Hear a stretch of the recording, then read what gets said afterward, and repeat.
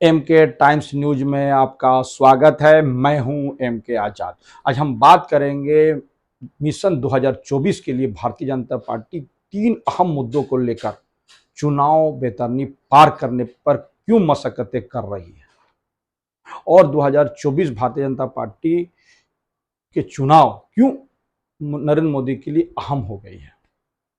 ये सारे बातों पे आज हम चर्चा करेंगे विस्तार से। तो सबसे पहले मैं बताऊं कि वो तीन अहम मुद्दे कौन कौन हैं, ये जानना सबसे पहले जरूरी है। तो पहला, भारतीय जनता पार्टी जो है भारत की सियासत में मंदिर की क्या भूमिका है, इसको लेकर अपनी कवायदे और उसको लेकर पींगे बढ़ा रही है। दूसरे अहम मुद्दे, कॉमन सिविल कोड को लागू करने के लिए लगातार प्रयासरत है। और तीसरे जो अहम मुद्दे हैं वो आरएसएस और भारतीय जनता का पार्टी के बीच की जो कड़ी है उसको मजबूत करने के कवायदे कर रही है। इन तीन अहम मुद्दों को लेकर भारतीय जनता पार्टी 2024 का बैतरनी पार करना चाहती है, क्योंकि नरेंद्र मोदी सरकार के लिए 2024 के चुनाव 2014 के तरह ही अहम है।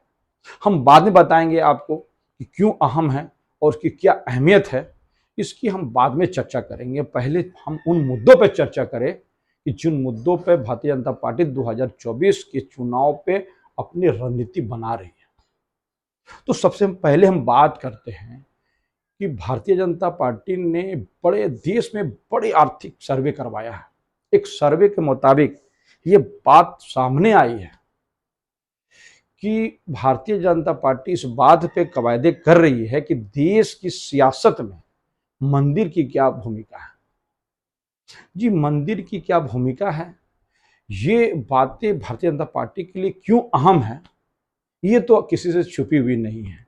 चलिए हम बात करते हैं कि सर्वे में छनकर क्या बात आई। सर्वे में यह बात स्पष्ट तौर पर आई कि जिस इलाके में मंदिर, कोई ना कोई मंदिर है, उसके आसपास के बूथों पे भारतीय जनता पार्टी का वोटिंग ट्रेंड का औसत अच्छा रहा है, बेहतर रहा है। लेकिन जहां पर मंदिरों की का कोई ना कोई चीज नहीं है, इस तरह की चीजें नहीं है, वहां पर भारतीय जनता पार्टी के वोट प्रतिशत में गिरावट देखी गई है। लेकिन इस बात में भी एक अहम बात सामने आती है कि कर्नाटक को छोड़कर दक्षिण भारत में उसका यह ट्रेंड काम नहीं करता है। सिर्फ और सिर्फ उत्तर भारत, मध्य भारत और पश्चिम और पूर्वोत्तर के इलाकों में ये जो ट्रेंड है, वोटिंग ट्रेंड, वो बड़े पैमाने से काम करता है। इसी को लेकर भारतीय जनता पार्टी सिलसिलेवार मैपिंग कराई है। ये सारी बातें उसी में छन कर आई है। जब दक्षिण भारत में यह ट्रेंड नहीं चल रहा है, इसको लेकर भी भारतीय जनता पार्टी ने अपने अपने स्तर से जो तैयारी की है वो भी मैं बताऊंगा आपको।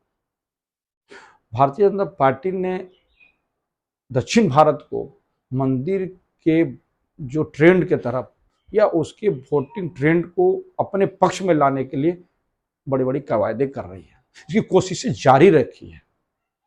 इसी के तहत दक्षिण भारत के प्रत्येक राज्यों में 3 बड़े धार्मिक आयोजन करके लोगों से जुड़ने की कवायदे कर रही है। इसी के तहत बताया जाता है कि भारतीय जनता पार्टी के जुड़े धार्मिक संगठनों ने करीब 1,03,000 हनुमान मंदिर का निर्माण जो है या जीर्णोद्धार जो है उन्होंने कराया है। यह बात उनके आंतरिक सर्वे में स्पष्ट तौर से छनकर आई है।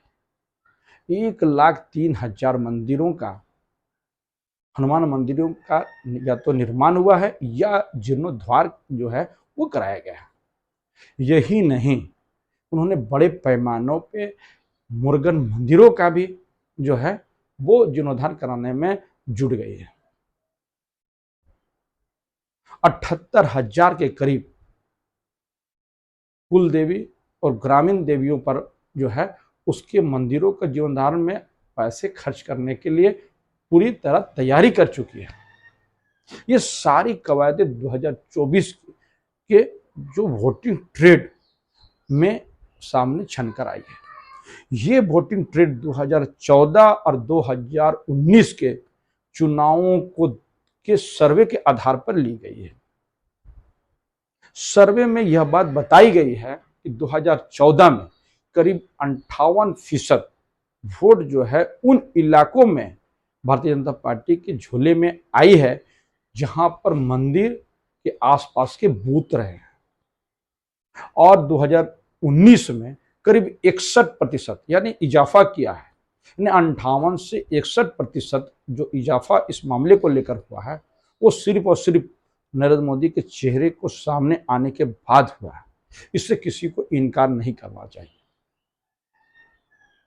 तो मंदिर की क्या अहमियत है और उसकी देश की सियासत में क्या भूमिका है, ये भारतीय जनता पार्टी ने अपने बड़े सर्वे के आधार पर तैयार कर ली है।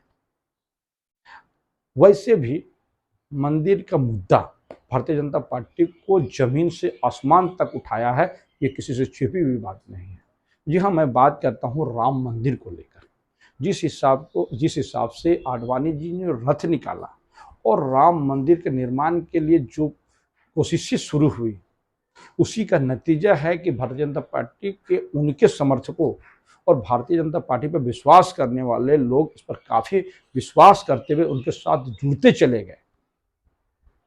एक बड़ी तादाद जो है उधर उनका रुझान हो गया, यानी देश का मिजाज राम मंदिर को निर्माण के लिए लगातार इजाफा होते चला गया और उसको अमलीजामा पहुंचाने में भारतीय जनता पार्टी और उनके अनुषांगिक इकाई जो है वो काफी मशक्कत की है।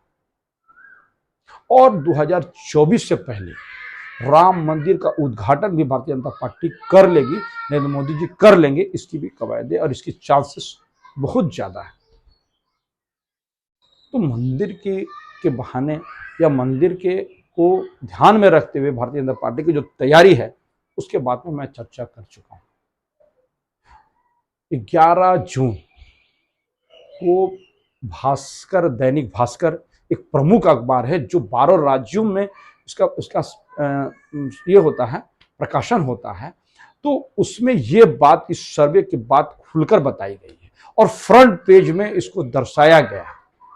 फ्रंट ही पेज में दैनिक भास्कर में दूसरा जो है वो कॉमन सिविल कोड के बारे में बताया गया है। उसके बारे में हम बात करते हैं। बात तो वहीं से शुरू होती है। ये common civil code Bharatiya Janata party के आज का कोई मुद्दे नहीं है। वो संघ के जमाने से में ये जो कॉमन सिविल कोड के बारे में भारतीय जनता पार्टी लगातार एग्रेसिव रही है, उनके मांगों में शामिल रही है। तो सवाल यह उठता है कि अभी इसकी आवश्यकता क्या है। इसकी आवश्यकता इसलिए भी है क्योंकि भारतीय जनता पार्टी और खासकर नरेंद्र मोदी जी का जो चेहरा है उसमें लगातार उनके प्रभाव लगातार और उनका ग्राफ लगातार नीचे गिर रहा है। लगातार नीचे गिरने की वजह से जो भारतीय जनता पार्टी के अंदर खाने से इस बात पर तैयारी चल रही है कि किसी हाल में जो मुद्दे हैं जिससे उनके साथ लोगों का जुड़ाव बड़े पैमाने पर हो जाए, उसमें civil code, common civil code का स्थान बड़ा हो सकता है। लॉ कमीशन ने यूनिफॉर्म सिविल कोड 8 महीने की मशक्कत के बाद करीब करीब तैयार कर ली है और मानसून सत्र से पहले ये कानून मंत्रालय को सौंपने पर विचार कर रही है। यूनिफॉर्म सिविल कोड के बाद Bharatiya Janata party common civil code की बिल और ड्राफ्ट तैयार करने में उसको आसानी होगी, क्योंकि कॉमन सिविल कोड जो है भारतीय जनता पार्टी के लिए लागू करना इतना आसान तो नहीं है, लेकिन इसके बिना भारतीय जनता पार्टी का 2024 के जो चुनाव का वैतरणी पार हो, इसमें कोई बाधाएं नहीं है। भारतीय जनता पार्टी से लागू करने का मन बना चुकी है। उसके बाद कॉमन सिविल कोड जब लागू हो जाएगी तो संभव है कि इसके चाहने वालों की संख्या भारत में बड़े पैमाने पर है, इससे किसी को इनकार नहीं है। क्योंकि जिस हिसाब से अभी भारत की जो इन्वायरमेंट, राजनीतिक इन्वायरमेंट और सामाजिक इन्वायरमेंट बनी है, इसमें कॉमन सिविल कोड कुछ अच्छा कर पाएगा, ऐसा भारतीय जनता पार्टी को लगने लगा है।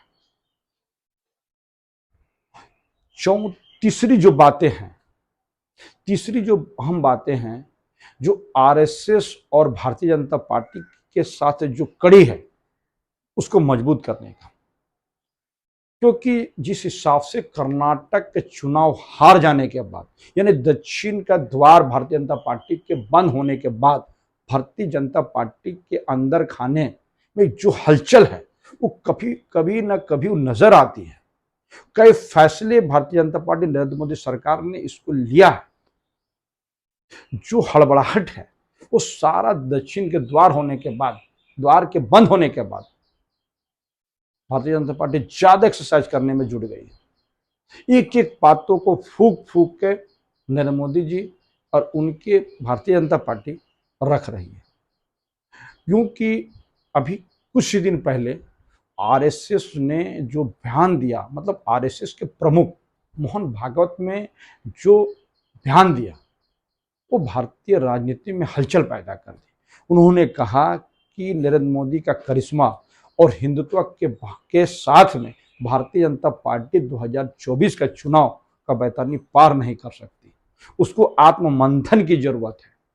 और उन्होंने इसी बात पर जोर दिया कि जो कोऑर्डिनेट कमेटी बनती है आरएसएस और भारतीय जनता पार्टी को, उसमें फेरबदल की जरूरत है, उसमें उसको मजबूत करने की जरूरत है।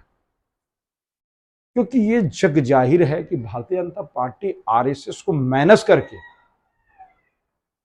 काम नहीं कर पाती है। यानी यूं कहे तो आरएसएस के बोले गए एजेंडे को लागू करना नरेंद्र मोदी सरकार के लिए मजबूरी बन जाती है।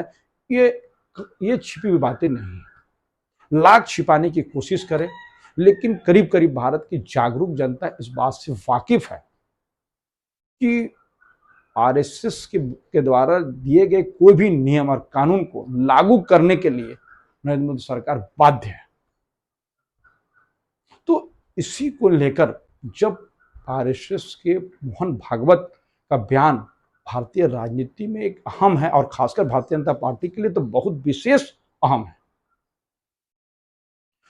इन्हीं कवायदों के साथ भारतीय जनता पार्टी 2024 का चुनाव लड़ना चाहती है। मैंने पहले भी कहा और ये आंतरिक सर्वे में भी साफ, आरएसएस के आंतरिक सर्वे में साफ आया कि नरेंद्र मोदी का जो करिश्माई चेहरा है और उसकी जो करिश्मा है, उसका जो तिलस्म था, वो अब किसी तरह कमजोर पड़ता हुआ दिख रहा है। यदि ये आंतरिक सर्वे में बात नहीं आती तो जाहिर सी बात है कि मोहन भागवत जी ऐसा बयान कदापि नहीं देते। याद कीजिए जब बिहार में चुनाव चल रहा था और उस वक्त में मोहन भागवत जी का यह बयान आरक्षण में संशोधन को लेकर हुआ और बड़े पैमाने पे आरक्षण के समर्थकों ने गोलबंदी हुई और बिहार के चुनाव में काफी मशक्कत के बाद नरेंद्र मोदी को हार का सामना करना पड़ा। तो यह बात उठी थी कि चुनाव के समय में मोहन भागवत को यह बात नहीं कहना चाहिए था, लेकिन उनको बोलने से रोकेगा कौन? क्या भारतीय जनता पार्टी में कोई ऐसा शख्स है जो आरएसएस को काबू में कर ले? यह तो कभी संभव होता हुआ दिखेगा ही नहीं, क्योंकि आरएसएस एक चिंतन का एक बड़ा मजमा है। उसमें काफी लोग इसी बात पर, देश की राजनीति हो, धार्मिक हो, सारे मुद्दे पर चिंतन मनन करते रहते हैं। वो अलग सी बात है कि राहुल गांधी चाहे देश में हो या विदेश में हो, आरएसएस और उसके अनुसांगिक इकाओं पर लगातार प्रहार करते हैं। इसको हिटलर के जैसे चलने वाली संस्था बताते हैं, इनको दंगा करने वाले संस्था तक बताते हैं। ये बात नेहरू से लेकर राजीव गांधी तक, इंदिरा गांधी, राजीव गांधी ने जिस हिसाब से प्रहार नहीं किया आरएसएस पे, राहुल गांधी देश के साथ साथ विदेशों में जाकर आरएसएस को कटघरे में खड़ा करते हैं, बड़ा आरोप लगाते हैं, विभाजनकारी नीति अपनाने तक के आरोप जो है वो आरएसएस पर मढ़ते हैं। और आरएसएस की सोच भारत के हित में नहीं है, इसको भी बताने से नहीं चूकते हैं। तो जिस हिसाब से लगातार राज्य दर राज्य जो है भारतीय जनता पार्टी को हार का सामना करना पड़ रहा है, और जिस हिसाब से मध्य प्रदेश में आने वाला चुनाव में भारतीय जनता पार्टी के हाथ से निकलता हुआ जो साइन नजर आ रहा है, इसको लेकर नरेंद्र मोदी काफी परेशान है। तो जिस हिसाब से हर पार्टी जिस हिसाब से 2024 का चुनाव लड़ने की तैयारी कर रही है, तो भारतीय जनता पार्टी अपने 3 मुद्दों को लेकर अभी वर्तमान में जो नीति बनाई है 2024 के मद्देनजर ही बनाई है।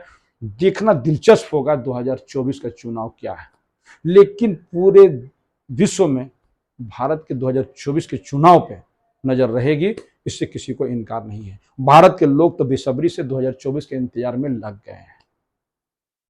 नमस्कार, हमारा वीडियोस कैसा लगा सब्सक्राइब कर दें और जो कमेंट्स बॉक्स में जरूर कमेंट्स करें।